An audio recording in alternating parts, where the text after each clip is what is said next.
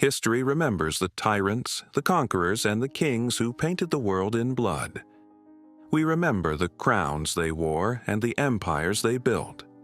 But history often forgets the quiet man standing in the shadows, the man who watched them all, analyzed their cruelty, and wrote the ultimate rulebook on how to steal and keep power.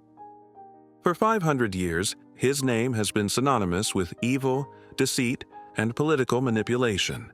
When we call someone Machiavellian, we are calling them a monster. But who was the actual man behind the word? Was he a teacher of dictators, or was he something far more dangerous? A man who looked into the darkest depths of human nature, accepted what he saw, and decided to tell the world the terrifying truth. This is the story of Niccolò Machiavelli, the man who taught the powerful how to rule, and in doing so, changed the world forever. To understand the mind of Machiavellian, you must understand the world that broke him. Florence, Italy, at the turn of the 16th century, was not just a cradle of beautiful art and Renaissance philosophy. It was a golden cage surrounded by wolves. It was a world of shifting alliances, sudden stabbings in dark alleys, poisoned chalices, and mercenary armies that would switch sides for a handful of gold coins. Popes behaved like warlords, and kings behaved like gangsters. Power was fluid, fleeting, and violently brief. Machiavellian was not born into royalty. He was a civil servant, a diplomat for the Florentine Republic. His job was to travel from court to court, looking into the eyes of the most powerful people in Europe and figuring out what they wanted and how far they would go to get it. He was a keen observer of human weakness. He saw that those who tried to be good, those who tried to rule with Christian charity and kindness, were almost always crushed, ruined, and forgotten. The turning point in his life came when he met a man who would become his ultimate muse, a man who embodied both the peak of brilliance and the absolute abyss of human cruelty. His name was Cesare Borgia. Cesare Borgia was the illegitimate son of Pope Alexander VI. He was young, impossibly handsome, relentlessly ambitious, and utterly devoid of a conscience. Machiavelli watched in absolute fascination as Borgia conquered territory after territory through sheer terror and calculated brilliance. On one occasion, Borgia hired a ruthless governor, Ramiro de Orco, to bring order to a chaotic, crime-ridden province. De Orco used brutal methods, execution, torture, and fear to pacify the region.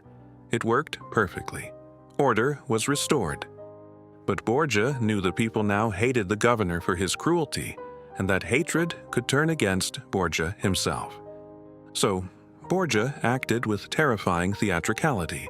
One morning, the citizens of the town woke up to find Ramiro de Orco cut in half, his body left in the main public square next to a wooden block and a bloody knife. The message was clear. Borgia was saying to the people, "I am not responsible for the cruelty you suffered, and look how I punish those who are cruel to you." The citizens were left at once satisfied and stupefied. Machiavelli did not look away in disgust. Instead, he took notes. He realized that Borgia had performed a masterclass in political survival. Cruelty, Machiavelli observed, could be used well or used badly. If it is done all at once, swiftly and cleanly, to achieve a specific goal, it can establish peace and stability. This was the birth of a radical idea that standard morality does not apply to the ruler. But fortune is a fickle mistress. Cesare Borgia's empire collapsed almost overnight when his father died, and he fell critically ill at the exact same time. Soon after, the political tides in Florence shifted drastically. The republic Machiavelli served was overthrown, and the wealthy, autocratic Medici family returned to power. For Machiavelli, the world ended. He was stripped of his office, accused of conspiracy against the new regime, and thrown into a dark, damp dungeon. There, he was subjected to the strappado, a horrific method of torture where his hands were tied behind his back and he was repeatedly dropped from a rope, dislocating his shoulders. 6 times they dropped him. 6 times he refused to confess to a crime he did not commit. They eventually released him, but he was broken, penniless, and exiled to a small, miserable farm outside Florence.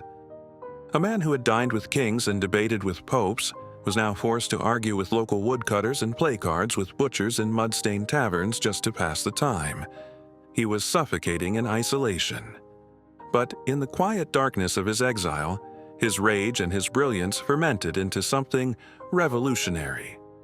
Every evening, he would return to his home, strip off his muddy clothes, and put on his finest courtly robes. He would enter his study, light a candle, and, in his mind, summon the ghosts of ancient Roman emperors and Renaissance princes. He asked them why they succeeded, why they failed, and what it truly took to rule. Out of those dark nights of isolation, he wrote a short book, a book he hoped would win him the favor of the Medici family and allow him back into political life. He called it The Prince. The Prince is not a book about how the world should be, it is a book about how the world actually is. Before Machiavelli, political philosophers wrote beautiful, idealistic treatises about the virtues of a just ruler. They argued that a king should be loved, fair, religious, and honorable. Machiavelli threw all of that into the fire. He wrote that a prince who tries to be good in a world full of people who are not good will inevitably come to ruin. He asked the famous question, is it better to be loved or feared? His answer was chillingly pragmatic. It would be best to be both, but since love and fear can rarely exist together, it is much safer to be feared than to be loved. Why? Because love is held by a chain of obligation, which men, being selfish creatures, will break whenever it serves their interest. But fear is maintained by a dread of punishment which never fails. Machiavelli did not argue that a ruler should be cruel for the sake of being cruel. He argued that a ruler must know how to use evil when necessity demands it. He compared a successful ruler to two animals, the lion and the fox. A prince must be a lion to frighten the wolves, and a fox to recognize the traps. If you are only a lion, you will fall into traps. If you are only a fox, you will be destroyed by wolves. You must master both. He wrote about religion not as a path to spiritual salvation, but as a brilliant tool for crowd control. He wrote about truth not as a moral imperative, but as a luxury that a leader cannot always afford. He stripped away the divine right of kings and exposed power for what it truly was, a brutal game of chess, where the only rule is survival. He sent the book to the Medici, but they ignored it. They did not give him his job back. Machiavelli died years later, in 1527, poor and largely unappreciated, completely unaware that his little book would explode like a cultural bomb across the centuries. When The Prince was finally published after his death, it sent shockwaves through Europe. The Catholic Church banned it, placing it on the index of prohibited books. They called Machiavelli an instrument of the devil. In England, his name was twisted into Old Nick, a slang term for Satan himself. Yet, under the cover of night, every great ruler in history kept a copy of The Prince on their nightstand. It is rumored that Emperor Charles V, King Henry VIII, and later Napoleon Bonaparte studied his words meticulously. They publicly condemned him, but privately they followed his instructions to the letter. And this brings us to the ultimate lingering mystery of Niccolò Machiavelli. Who was he really writing for? For centuries, a fascinating theory has divided historians. Machiavelli was a lifelong Republican. He loved freedom, he loved the Republic of Florence, and he hated tyrants. Why, then, would he write the ultimate guide on how to be a tyrant? Some believe The Prince was not a gift to dictators, but a warning to the public.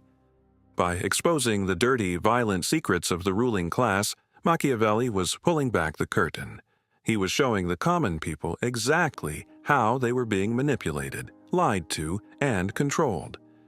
He was holding up a mirror to the powerful, showing them their own monstrous faces. It was the ultimate act of political sabotage, disguised as a handbook. Whether he was an advisor to kings or a secret champion of the people, Machiavelli's true genius lies in his refusal to lie to us.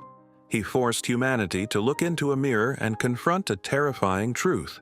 that the virtues we celebrate in our daily lives, honesty, kindness, mercy, are often the very things that will destroy a leader in the brutal arena of geopolitics. Machiavelli died 500 years ago, but his ghost still walks the halls of modern parliaments, corporate boardrooms, and international summits.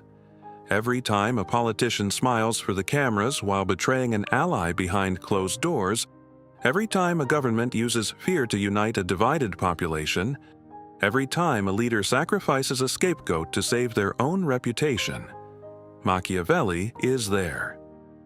He taught the powerful how to keep power, not by inventing new evils, but by simply having the courage to write down what the powerful had already been doing in the dark since the beginning of time.